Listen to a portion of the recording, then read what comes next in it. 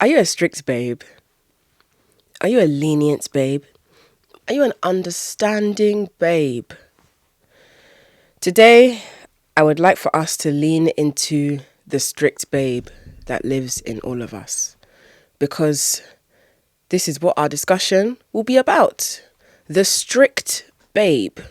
So we're going to be talking about being a strict babe. And who better to instigate this conversation than the notorious strict babe herself? Me. No, but jokes aside, I'm a strict babe who wasn't always a strict babe. I like to describe myself as a reformed pick-me.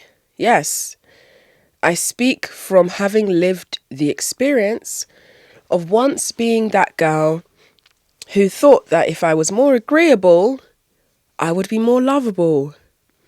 I speak from the lived experience of once having been that girl who thought that if I was more understanding, then my relationships with men would last longer.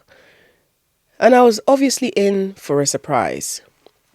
Because it turns out, shock horror, being lenient with men doesn't get you any further than being strict with them. Especially if you being strict with them means you setting a boundary. And if that boundary is set so much so that it changes the entire dynamic of the relationship, then of course that relationship's going to end. For example, if you set a boundary where you decide you're not going to sleep with that guy anymore for whatever reason, if that was why he was drawn to you, then you're not going to see him anymore. Similarly speaking, if you being far too much of an understanding girlfriend leaves you in a situation where you just feel so disrespected that you can't take it anymore, that relationship is going to come to an end. Because all good things come to an end, don't they? But good has an asterisk next to it because good is subjective. And a good relationship is, I guess, what you would define it as in your own terms. But keeping in line with this topic of the strict babe, why don't we discuss and, more importantly, define what makes a strict babe? Yeah. So, in my definition, from experience of having been a strict babe for the larger portion of my dating and my adult life, I will say a strict babe is a woman who takes no shit. She takes no prisoners. Now, what one person might define as taking no shit, another person might define as, isn't that just normal standards? Isn't that just good old having boundaries? What I define as taking no shit is if you see something, say something. See it, say it, sorted. That's right. Meaning, if I see something I don't like, I'm going to have to say something. Because in me saying something, my intention is to sort it. And sometimes sorting it means let's end this now. Let's end it all. No, but real talk though. As a strict babe, if I see what I don't like, and what I don't like is a particular behavior that implies you're getting way too big for your boots. You're never too big for the boot. Word to Stormzy, our local philosopher. But if I see that you're getting a bit carried away, you're getting a bit too relaxed, you're getting a bit too comfortable because I gave you that room to feel comfortable, I'm going to have to rein it in. I'm going to have to say something because I've observed that this comfort is resulting in me feeling disrespected, or this comfort is resulting in you dropping the pace. You are lifting your foot from the gas. No. Did I tell you that you should stop chasing? Did I in any way give you any indication that I've been won over? No, I haven't. And now I'm going to have to make it clear to you that it's not done. So when I'm saying what I've seen, because remember we're doing see it, say it, sorted as a strict babe. So I've seen that you're too comfortable. And now I'm going to have to tell you that you're too comfortable. Now, the way that I phrase my expressions of disappointment Some might argue that it is a bit stern and sharp. Others may argue that it is bang on, accurate, and straight to the point. Efficient, if I dare say. I agree with those who think that my delivery is efficient. Even if those people who say my delivery is efficient is just me. Yeah. So when I speak about efficient communication with men, that means as a strict babe, we're not doing all this paragraph, all this, I feel like, yeah, my feelings. Yeah, ouch, that hurt me. I don't like that. Yeah, I feel like. If you notice, I'm placing a lot of emphasis here on I feel like. Because that is one thing that I've noticed that women harp on a lot about when communicating their issues to men. I am not saying that there's anything wrong with having feelings or expressing your feelings. My issue here is there's a refusal on women's part to acknowledge that men don't really reside in the emotional domain. That's not to say that men are not emotional, but it's to say that if you want to show a man how you feel in order to ideally get the result of changed behavior, the key word here is show. You don't tell them, you have to show them, okay? Just like how when you're feeling really happy and really connected to your man, you'll be hugging him all the time, you'll be nuzzling into his neck, all of that fun, intimate, physical stuff. There'll be clear indication that this is a very nice time being had between two of you. Similarly speaking, if you're pissed off at him, you're not going to be rushing to give him a hug, are you? Your body language and your demeanor and your overall energetic presence will be different. It will be detectable that something is wrong. Even if that means you not laughing at his jokes because shit ain't funny. But when it comes to communicating over text, this is where I see a lot of my people collapse on the battlefield, yeah? The strongest of soldiers falling to their knees, hella chinks in their armor. We got to sort this out immediately. So, remember how I said my communication style when I am airing out a grievance towards men is efficient? So what I mean by efficient is, instead of all this paragraph of, I feel like, and all my feelings, la la la, I like to use keywords that will cut where they need to cut. And it's not about hurting that person on purpose. It's not about being malicious or abusive. That is never my style. I'm not interested in that. For me, it's about really landing home the crux of my disappointment. So, I might say something like, you gave me the impression that you were a gentleman. And based on that, I was quite drawn to you. For a while, I thought we had a strong connection until your recent behavior, which unfortunately is a huge turn-off for me. At this stage, I don't think it's redeemable, but I would encourage you to reflect on whether you think it's worth us continuing in this dynamic. And if you think this is worth more of your investment, you will need to show me how sorry you are. And I'm open to seeing how you are willing to make it up to me.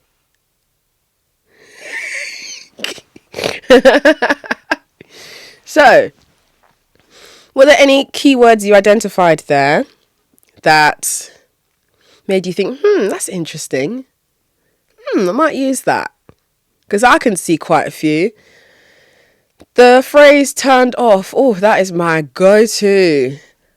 That's my little pocket grenade right there. I love it. I'm turned off. I love that. Because when you tell a man you're turned off, it's just, man, it's not nice to hear. You know, it can be quite a confronting thing to tell a man that you're turned off. Because remember what I was saying earlier about all these emotions, and I feel like men don't exist in the emotional domain. They want to hear about sex. Okay, I'm not saying men are not emotional. I'm saying if you want to get a response out of a man, or if you want him to act quickly, you're more likely to get a quicker response from you saying you're turned off or turned on versus you being like, I feel like, and yeah, my feelings and my emotions. Girl. If you noticed in that little sample paragraph there, I also used the word disappointed. I love me and I'm disappointed. Love that. Got to add in the disappointment. And also there was, you gave me the impression you were a gentleman.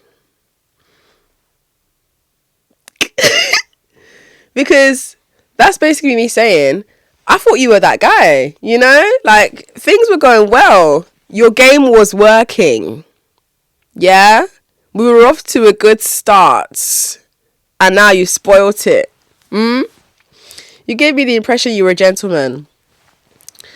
And unfortunately, love and unfortunately too. Unfortunately, it's not the case, is it? And then I kind of wrapped it up by saying, if you still think this dynamic is worth us engaging in, or however I said it, then you're going to need to show me how sorry you are.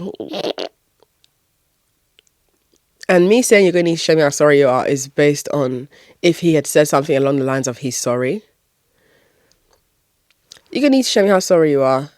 You're definitely going to have to make it up to me. Yeah. I always make men make it up to me. I don't accept I'm sorry anymore. I've stopped doing that from time ago. Because you know what happens, yeah? Usually, if a guy has messed up with me, he will either be the one to suggest that he's going to make it up to me, or I will be the one to say, you're going to have to make it up to me. Here's a link. I wear size 7. Guys, you think this is a joke? As a strict babe,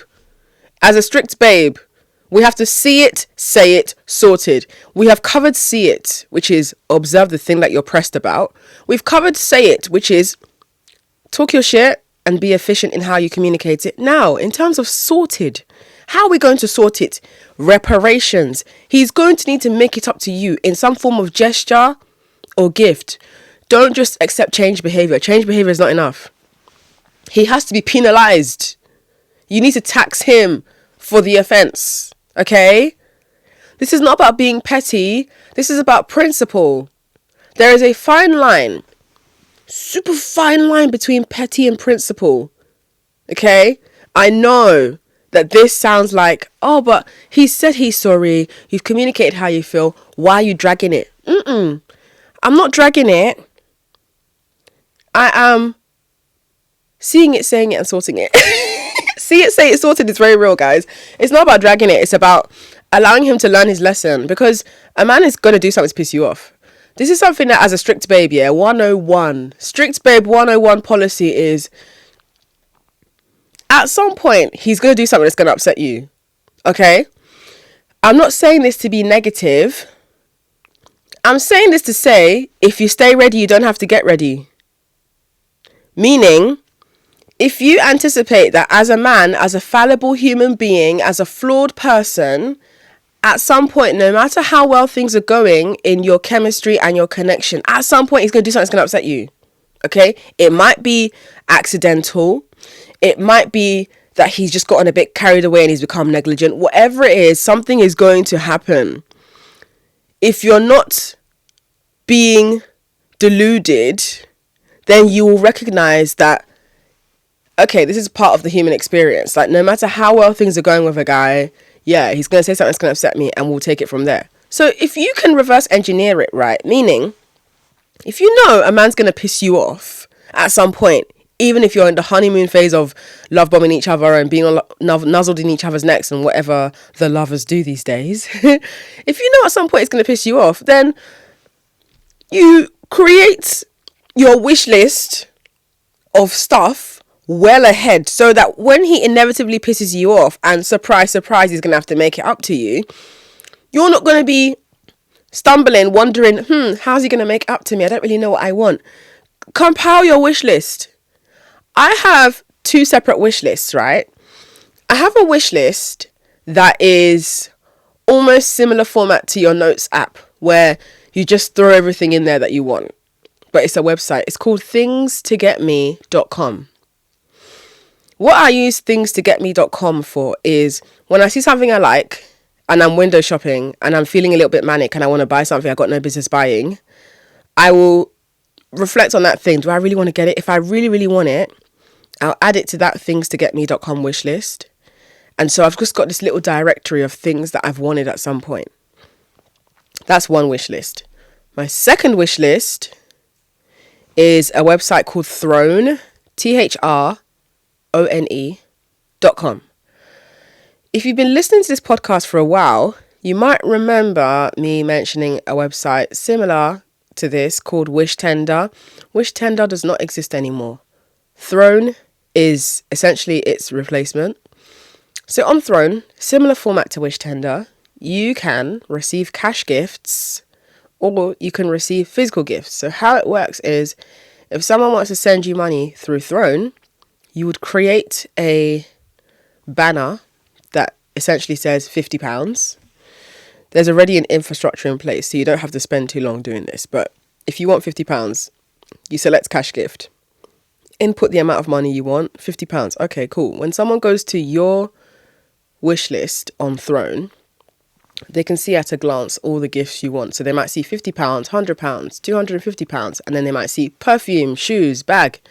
If someone decides to pay for perfume for you, that perfume will be sent directly to your house without them having any of your personal details like your address.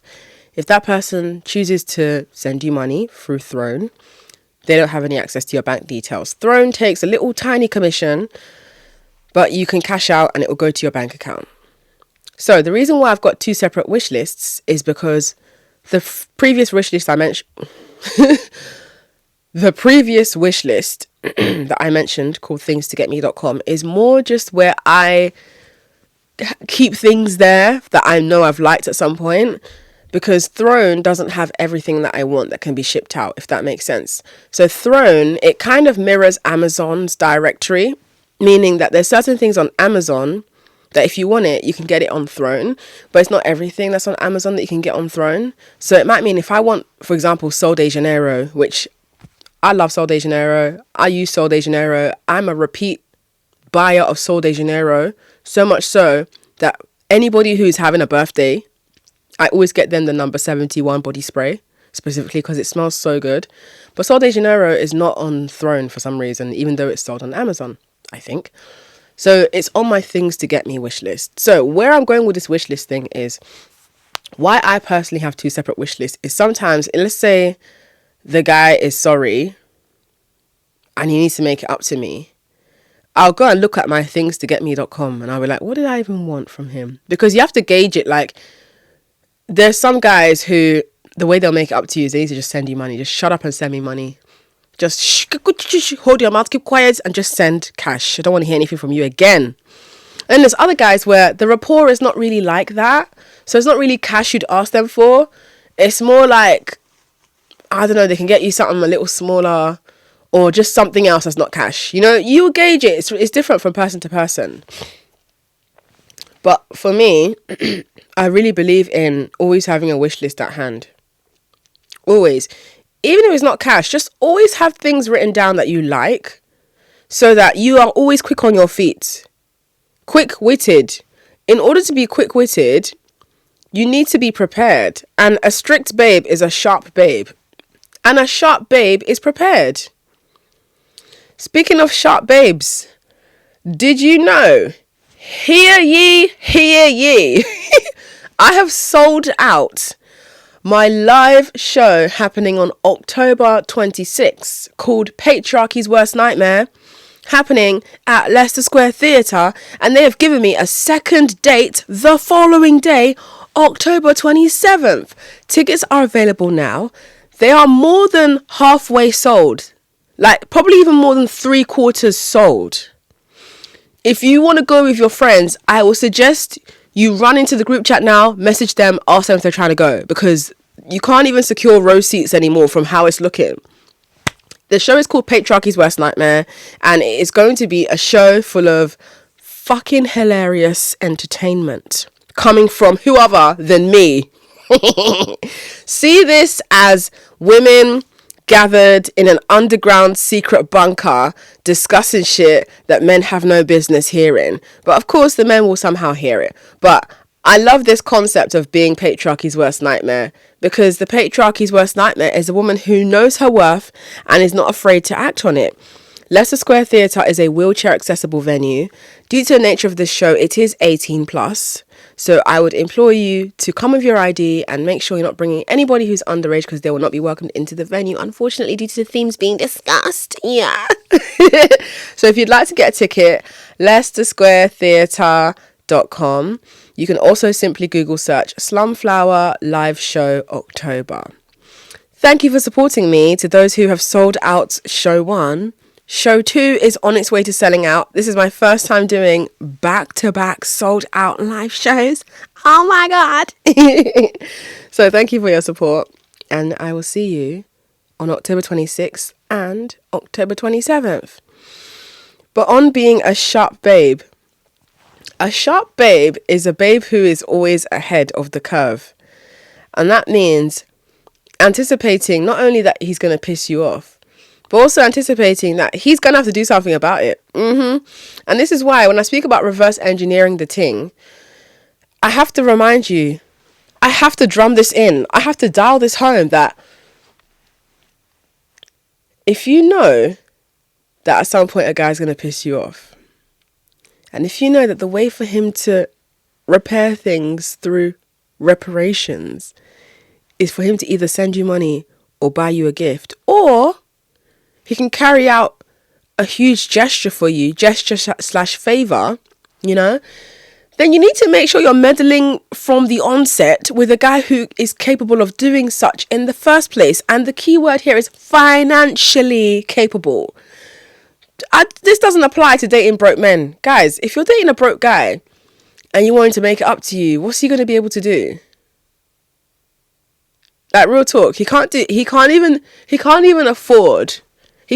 afford reparations for the damage he's done. So of what use is he? Because for me, like I said from the beginning part of this particular conversation of see it, say it, sorted, if you anticipate that a man's going to piss you off and you've prepared your wish list and you know how you're going to talk to him when it happens inevitably, then surely you'd make sure you're dealing with a man who can afford to play this stage of game. Because remember, dating is not by force. It's not mandatory for women and men to date each other. You know what is mandatory? Oxygen, water, food. I think those are key fundamental components for basic human survival.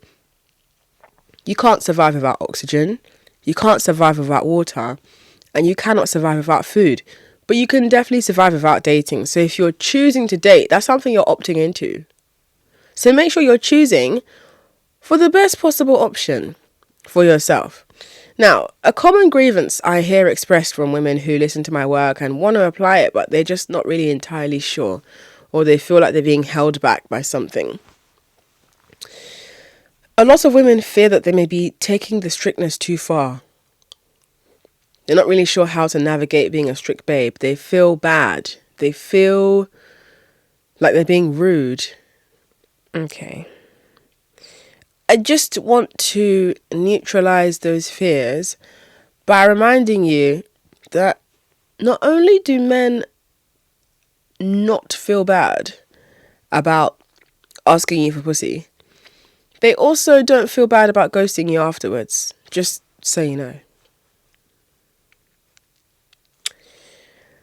And on top of that, not only do men not feel bad about asking you for pussy and they don't feel bad about ghosting you afterwards, they also don't feel bad about talking to their boys in great, explicit detail about what you did together. They don't be feeling bad. And on top of that, they don't feel bad about gaslighting you and minimizing your concerns. They don't feel bad about that at all. But you feel bad. You feel bad about telling a guy this is not going to work for you. And you wonder why you keep on getting played by men. You feel bad. You feel guilty about telling a guy that you're turned off by his behavior. You feel uncomfortable at the idea of letting a guy know that this is not going to work for you, and if he's sorry, he's going to have to make it up to you. Why do you feel bad about that? Because he didn't feel bad when he was offending you. He did it knowing fully well it's going to hurt your feelings.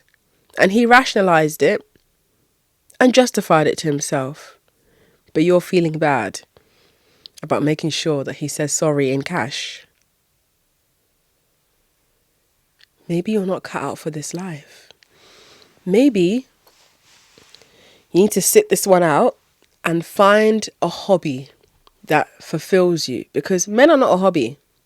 Men are not a vocational study, okay? Men are simply an opportunity to make your life easier. That's how I see men. Because whether a man is in my life or not, the show must go on. The show been going on, and the show's been running very smooth. Thanks be to Jesus. But if a man's coming into my life, he's making it easier, or else you have no place here. It's that simple. As a strict babe, you need to be strict with yourself. Because this is what I notice in terms of women feeling anxious about the idea of, taking the strictness too far. The issue I'm noticing here is that for a lot of women, they don't have a sense of discipline. They don't have a sense of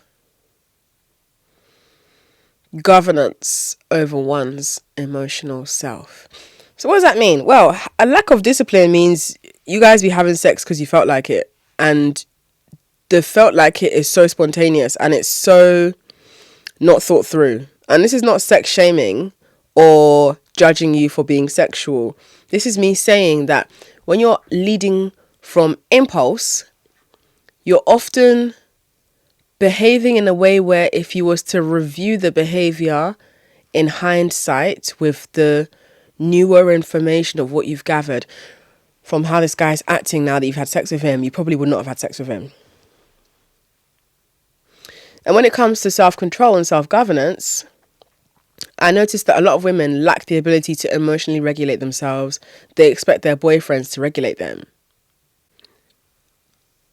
Men are not here to regulate you.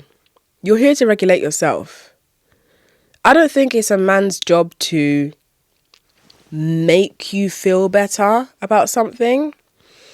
There's a difference between someone making you feel better and someone offering you support. And I just personally think, from having used my sense and rubbing a few brain cells together, it has become apparent to me that men are not the people you go to when you want to discuss your emotions. Men are the people you go to when you want to enjoy some escapism and having your bills paid and being spoilt. And that's okay. The people you can go to when you want to indulge in your emotions are the women in your community and maybe by extension your male friends to a certain degree. But even those male friends, I won't say they have to be unicorns, because I don't think a man is a unicorn for being self-aware, just like how you wouldn't describe a woman as a unicorn for being self-aware, because, women are expected to be self-aware. But what I'm saying is, if you do have male friends who you can be more emotional with and who you can indulge in that more nuanced side of yourself with, then allow that to be what exists in your friendship with them. But when it comes to men you're dating, you have to learn how to pack it in. Pack it in. There's a level of emotional connection that you have with a guy that you're dating that he needs to earn that side of you. That side of you needs to unravel really, really slowly. You would think, in theory, right, that if you're dating a man, he's meant to see the more emotional side of you than your guy friends. I actually personally think it's the other way around. The key word is dating. Dating, not married to, dating. If you're dating a guy, the reason why I think that he doesn't really deserve to see your emotional side that much is because the purpose of dating is you're getting to know each other and you're assessing your mutual compatibility. And if situations arise that bring a large emotional response out of you, especially if that emotional response is you being hurt or angry, I'm of the personal belief that you need to process that outside of him. And that processing oftentimes looks like discussing it with your friends. Maybe even if you have a male friend who you trust, who understands you a lot more than this new guy you're dating, you can ask for his perspective as a guy. And you can be like, am I bugging? Or XYZ, here's what's happened. I just really strongly believe in processing things outside of the guy you're dating. So that when you do come to address things with this guy you're dating, you're presenting it from a very refined and relaxed place. There is nothing scarier to a man than a woman who is very relaxed while she's pissed off.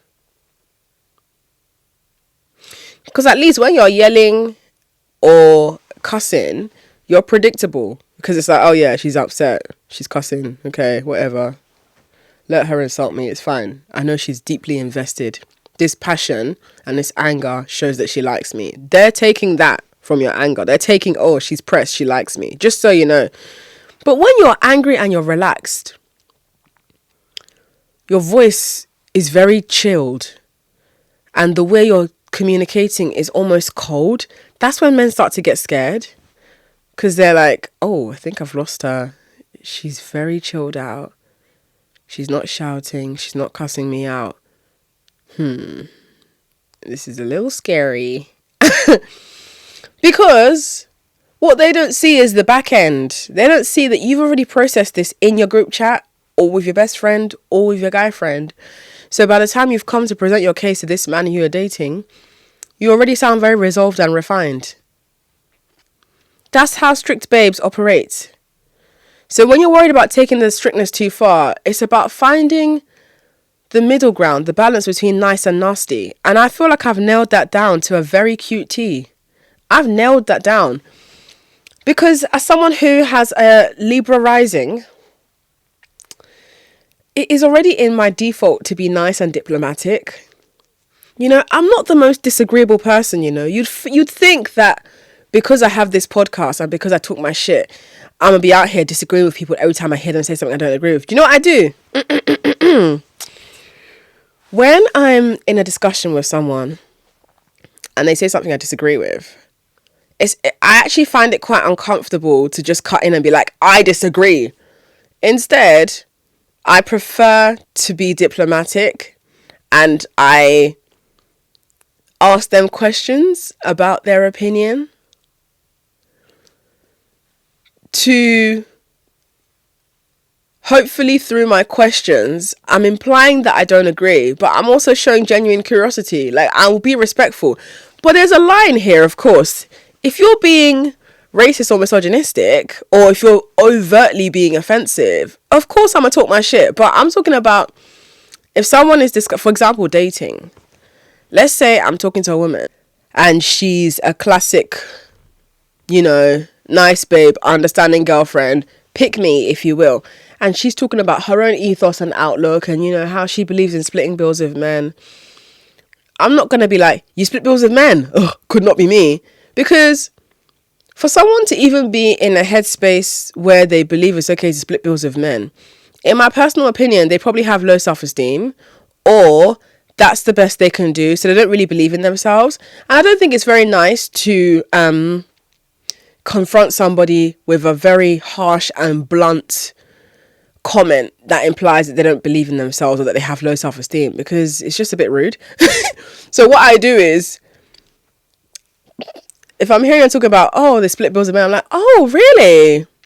Okay, that's really fascinating.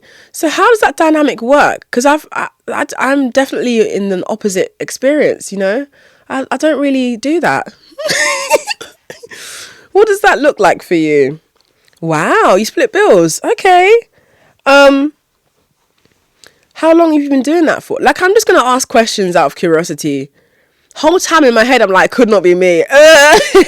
Because that's not my style, you know? So I'm saying all this to say, the girls who are nice babes, the girls who are understanding girlfriends, I genuinely understand you guys. I have that preset in my personality. I know what it's like to not be comfortable with being what people would call rude. It is unfortunate, though, that I'm a Sagittarius. That's my sun sign. So as a Sagittarius, the issue with Sagittarius is we think we're being honest, but apparently we're being rude. Not sure why people are saying that. But sarcasm aside, it's a dangerous placement to have, Sagittarius Sun and Libra rising, because the Libra rising, because your rising sign is how you come across to people, how you really want to come across to people, as well as how people genuinely see you. So in my Libra rising, I want to come across as diplomatic. I want to be agreeable, you know? Like, I actually don't want no friction or problems. I don't want any of those two things. I want peace. Okay? I want everyone to be kumbaya. Okay? But then the Sagittarius in me is a troublemaker. So I have strong opinions, but I don't impose them on people unprovoked. So if I hear that you're dating broke men, I'm already going to make an assessment that, okay, you know what? If this person has the tolerance for broke men, they're not going to have the tolerance for my ideas either. So I'm going to just keep the conversation very surface level and cute and diplomatic with them. Because if I'm like, you date broke men, could not be me, that's just, then no one's going to like to hear that. That's going to come across as rude. And I'm not a rude person. Okay? I might be truthful, but I'm not rude. I like to think I'm not rude. Yeah? But when I'm navigating situations with men and I'm being nice nasty, I'm glad I've got that Sagittarius and Libra duality going on, because the Sagittarius in me is the nasty and the Libra in me is the nice. Because the Sagittarius is a fire sign. And Sagittarian people, we are the philosophers of the zodiac. We are the scholars. We are the opinionated. We are the truth tellers. And oftentimes our approach can come across quite fiery and direct, because fire as an element, fire does not wait. It's hot. It's visible. It produces smoke. If you can't see it, you can smell it. If you can't smell it, you can fucking feel it, you know? Whereas with Libra being an air sign, air is all about communication. It's ideas, it's thought, it's intellect. So it might not be as directly punchy like fire, but it has a presence, just like how you can feel wind, right? Wind can knock things over, but it's not necessarily as immediately destructive as fire would be, where it burns through things. So I hope that explanation kind of adds context to the nice nasty duality that I exist in, where my version of nice nasty is, you know, I say things like, you didn't strike me as the kind of guy that would be stingy, but we are all full of surprises, aren't we? You didn't strike me as the type of guy who would be cowardly, but we are all full of surprises, aren't we?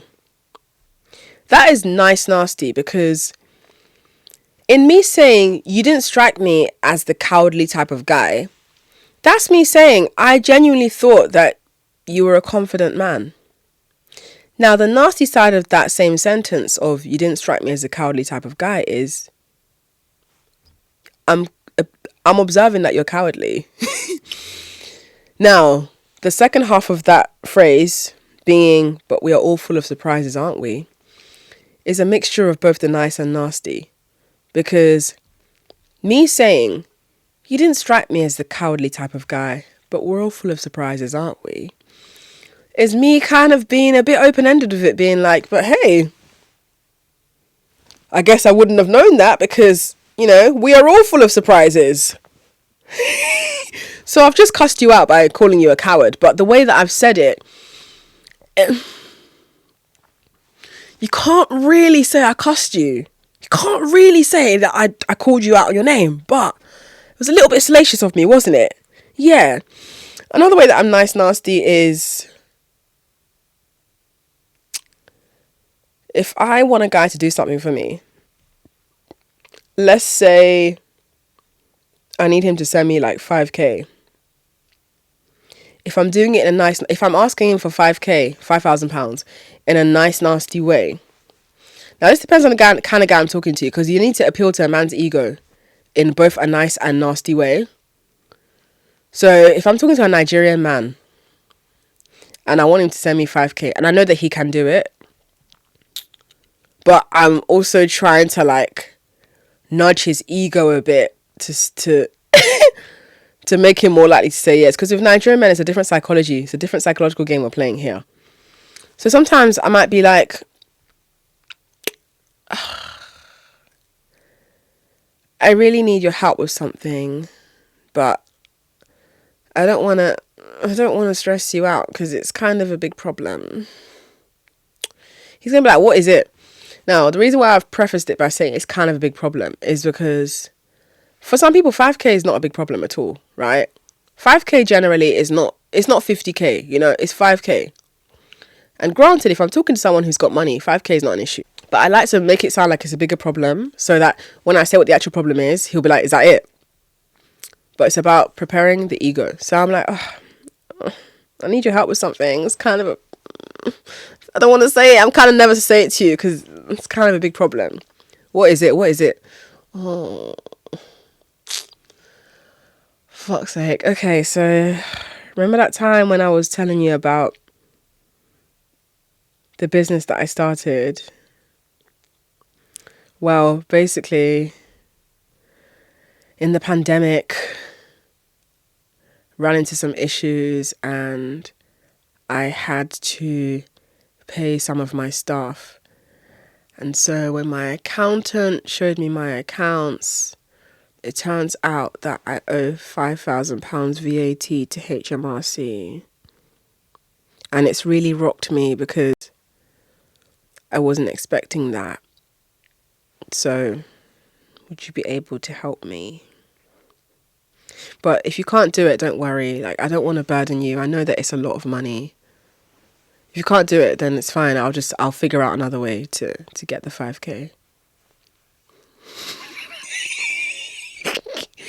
So what I've done there is I've been like, oh, such a huge problem, such a huge, massive problem.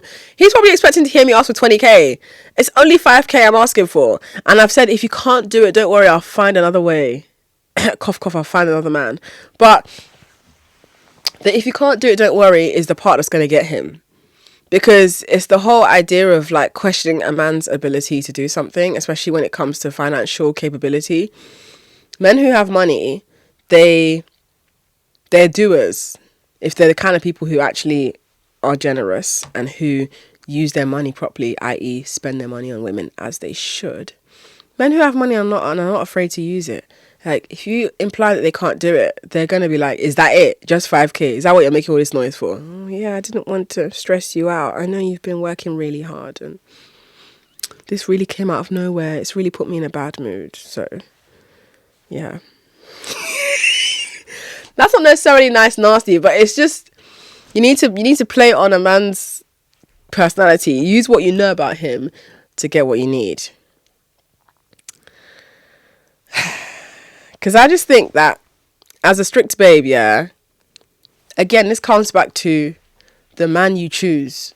Always make sure that you're meddling with men who can afford your forgiveness. There is no point in talking to and flirting with men who they can't get you nothing off your wish list when they piss you off. There's no point in that because the I'm sorry is worthless to me if it doesn't come with an actionable gesture to show me how sorry you are. And the actionable gesture is relative to the guy who has committed the offence. So one man's I'm sorry might mean he needs to buy me maybe Van Cleef Alhambra bracelets. Another man's I'm sorry might mean he needs to buy me a 4 terabyte external hard drive. That costs like what, £200-300? You need to gauge and you need to apply the punishments according to what each man is capable of. So if you're dating a broke man, what the best he can do is buy you a carton of Ribena or something. Like, what is he going to do for you as an adult? Like, what? And another principle of being a strict babe is hold that man to his word. Hold him to his word. Don't let men make promises that they're not going to keep. Don't have it. Because when you let men make promises that they're loose with, you're enabling a precedent where you're not going to be taken seriously. Because sometimes I think what happens is, when men say things like, I'm going to make it up to you, a lot of the time they're expecting you to be like, oh no, don't worry, it's fine, I forgive you. But when you actually say, well, you're welcome to let me know when you're ready to make it up to me, they're now like, oh shit, now I've actually got to make it up to her. You see how when it comes to creative writing, they say one of the rules, it's not really a rule, but just like it's common etiquette in creative writing, especially if you're writing for like film or like you're writing a book, a fictional book. The idea here is don't introduce a gun if you're not going to use it. So that means if you're watching a film and the shot pans to a gun in someone's pocket and maybe the man who has the gun even like rubs his hand on top of the gun, almost like he's going to use it, but then he never uses the gun. What was the point? What was the reason in mentioning the gun? What was the reason in showing the gun in this scene? What was the point? If you're not going to use the gun, then don't introduce the gun. So similarly speaking, if you're not going to make it up to me, then don't fucking tell me you're going to make it up to me and then disappear for a month. Because that tells me that he has bitten off more than he can chew by saying he's going to make it up to me. And me being me, I'm expecting him to make it up to me, because if a man tells me he's going to do something, I expect that you're going to do it. Because this is how men's minds work, right? If a man knows that he can't sleep with you based on what he currently uses to sleep with other women, he kind of like lowers you on his list of priorities. Because he knows you're not going to smash, yeah? You're not. Because what it would require for you to smash, you're not used to doing that with women. You're used to bragging about your achievements to women, from my assumption of how I imagine he talks to women. You're probably used to bragging about your achievements to women, or women just hand you pussy because they're attracted to you and they know that you're successful. I noticed that when men are in the presence of a woman who they're not going to sleep with, they know they can't sleep with, there's less of a motivation for them to repair the damage that they might have created. When you have been penalized with a tax penalty and you don't pay it within the deadline, they increase the penalty. Your penalty has been increased now. As a strict babe, you need to be committed to being a strict babe in every situation. You don't pick and choose who you're going to be lenient with and who you're going to be strict with. Like, strict babe is a code of conduct that is unwavering. It is the basis of your moral compass as a hot babe. So even if your guy friends mess about with you, there's still consequences that are relative to your relationship with that guy friend and what he's capable of doing as a way to say sorry in a gesture. And that's another thing of being a strict babe. When men show you who they are, just accept that that's who they are. Like, if that's how he is, it's who he is. Don't try and rationalize it and overcomplicate it and justify it. Just hold him to his word. That's who he is. And it's not personal. If you can anticipate that a man is going to do something to piss you off, then you can prepare for it. And when you're prepared, you're not all over the place emotionally. You know, you're not having this outburst. You're chilled because you're like, oh, surprise, surprise, shock, horror. A man has disappointed me. Didn't see that one coming. Oh no. Do you know what I mean? And men low-key hate that shit. Like they hate when you reverse that Uno on them. It's like, oh shit, she actually expects me to make it up to her. Yikes. I was just saying it for the sake of saying it. I thought she'll be flattered by the idea of me saying I'm going to make it up to her. No. Don't introduce a gun if you're not going to use it. Don't tell me you're going to make it up to me if you're not going to make it up to me, because now you've made it awkward. You've made it awkward. So, before I wrap this episode up, to be a strict babe is to hold a man to his word. To be a strict babe is to hold yourself to your word. To be a strict babe is to be an efficient communicator. To be a strict babe is to not operate from emotion, but to operate from a place of grounded and considered rationale. To be a strict babe is to regulate oneself so that you do not give your power away to other people like men to regulate your emotions for you. Men are not here to regulate your emotions. Men are here for you to spend their money and have them do nice things for you. It's the least they can do because they kill us every day. Okay? So I say all that to say, being a strict babe doesn't make you a mean babe. Being a strict babe doesn't mean you need to be an abusive babe. We do not endorse abuse round here. This is all about leading with integrity, clarity, and selfishness for the future and life you deserve for yourself. And if a man cannot fit into that or facilitate that, then he has no business being here. And that's okay.